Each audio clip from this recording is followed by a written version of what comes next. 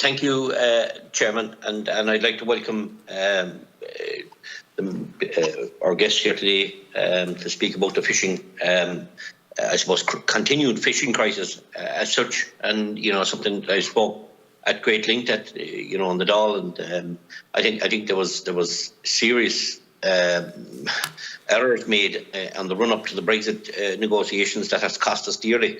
The government, in my view, has failed Brexit. Would have failed Brexit deal for the sector, and means that the only option they are now putting forward is a decommissioning plan.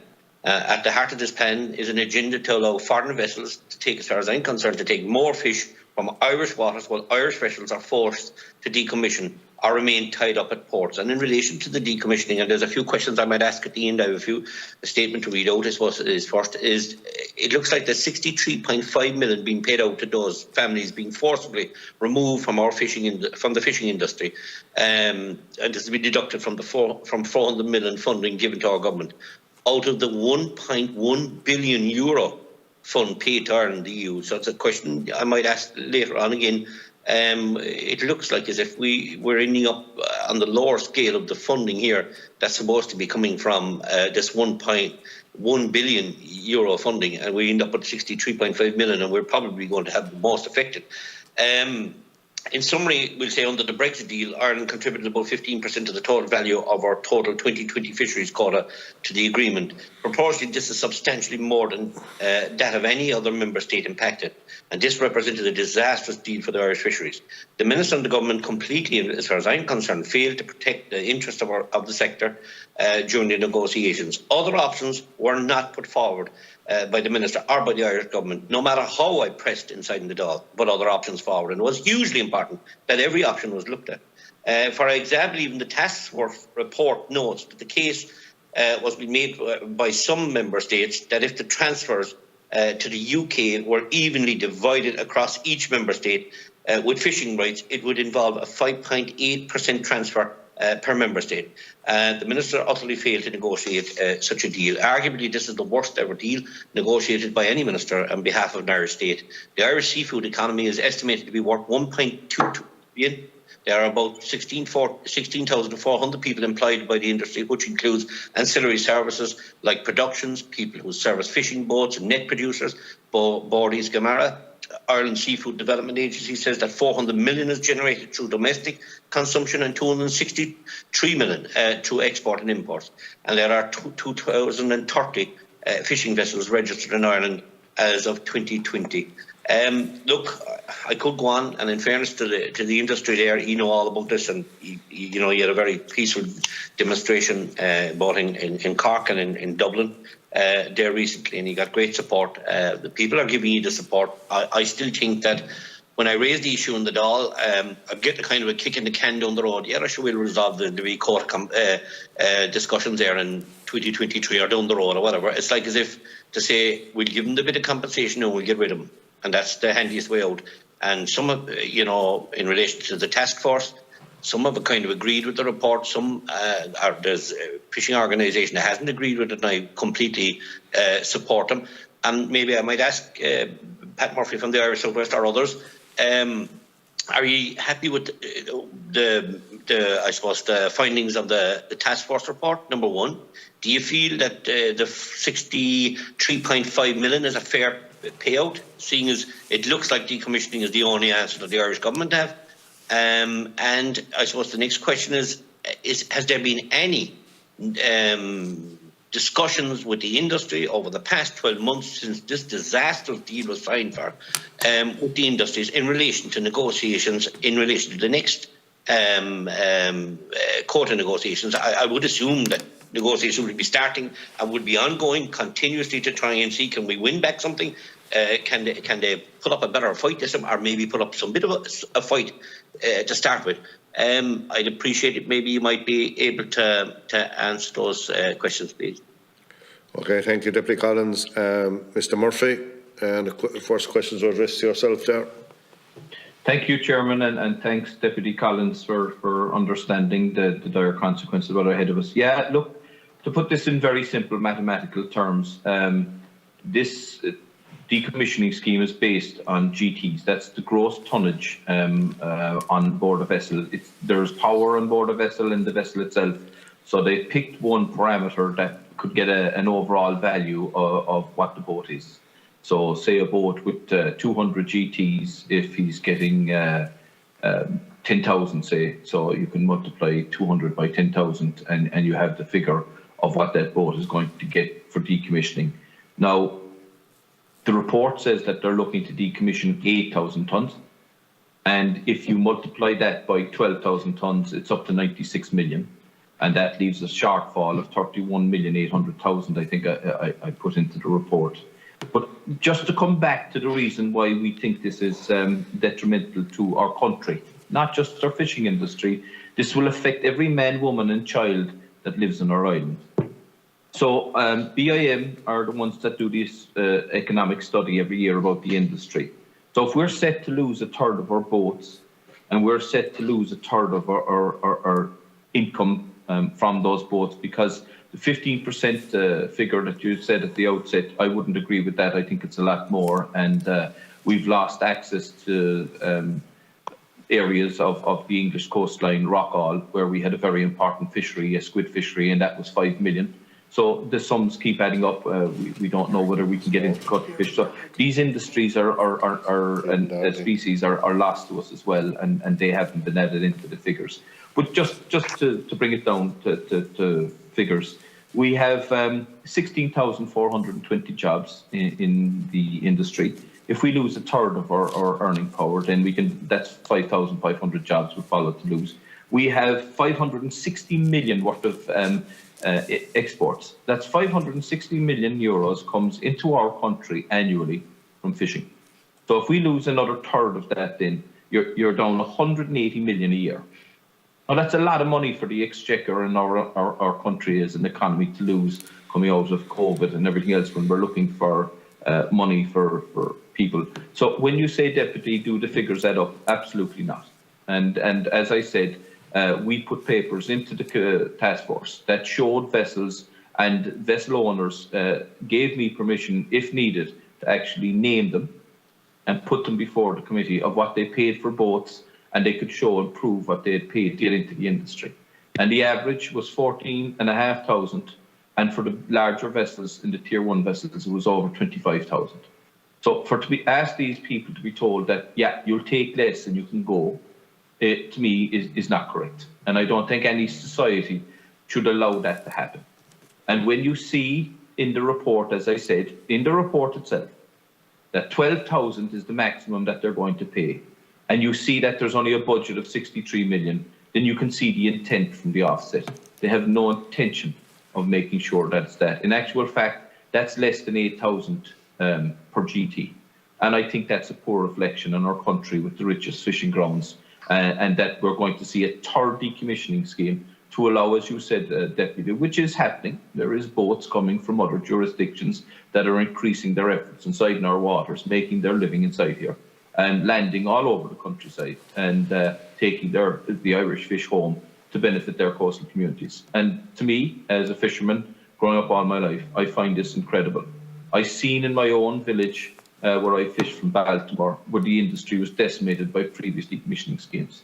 And it'll kill me, to be honest with you, to be part of history, to look at the history books, that in the position I was in, to see our fleet being decimated in such a manner again. And here's the crux of it.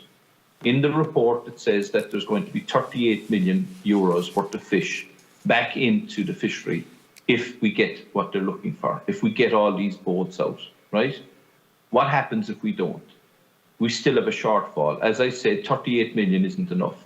We're still short a hell of a lot more than that. And we see from the figures that come out from the Marine Institute, the stock book that was published there in the last number of weeks, we're down to 184 million. So 38 and 84 doesn't bring us up to the 250 that we had last year. So there's still a shortfall deficit. That means that boats still don't have the opportunities to stay viable outside on the water. And this leads them into difficulties in a mixed stock fishery where they're going to be up against it to try and remain legal, because there's no such thing as stoplights or in front to tell one fish you can go in and the other you can't. We're doing our best with technical measures to leave all the small fish out and juveniles escape through the nets, T90s. We have escape panels, selector panels. We are working very hard in the industry to make sure that we have a sustainable industry moving forward. But what's the toughest to take is that this is going to benefit foreign fleets more than our own people at home, who are going to be told to leave the industry and to get out for less than they put in to get in there. Thanks, David. Okay. Mr. Doherty, you want to pass a comment?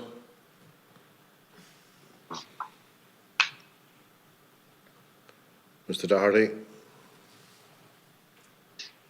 Thank you, Mr. Chairman, and the committee for the opportunity here today. Just on the... You just might take off the mask while you're speaking there, Mr. Doherty, we don't mind, to just help the audio.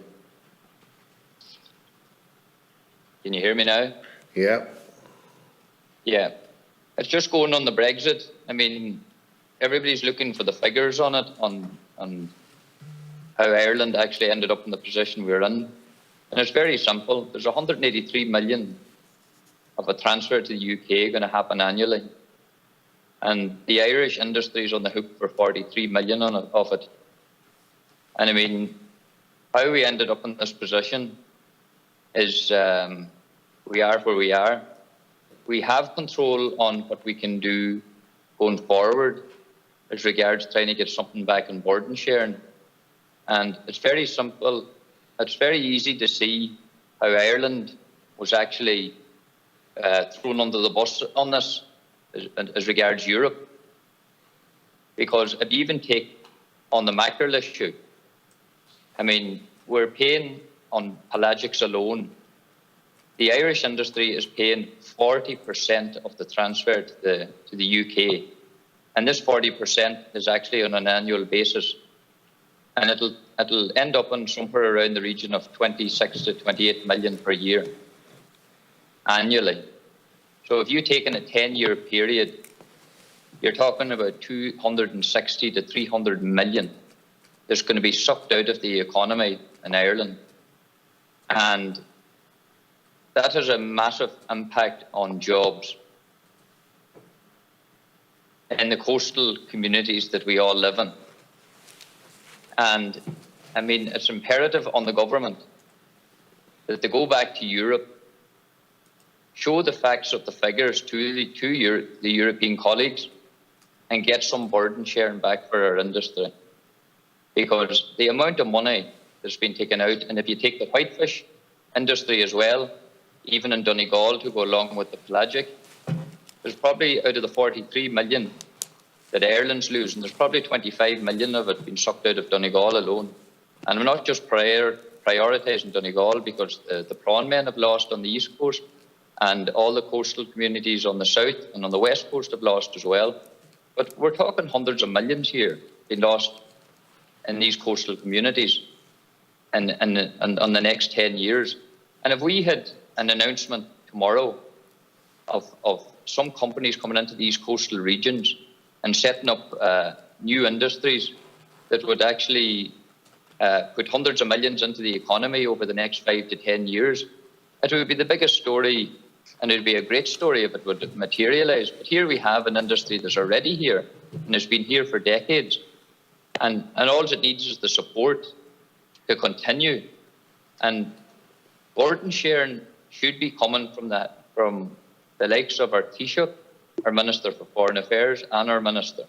It should be a joint effort at European level to show the facts of the figures that's there in front, that everybody knows in the industry that is there, and try to rectify some of this to get some quota back.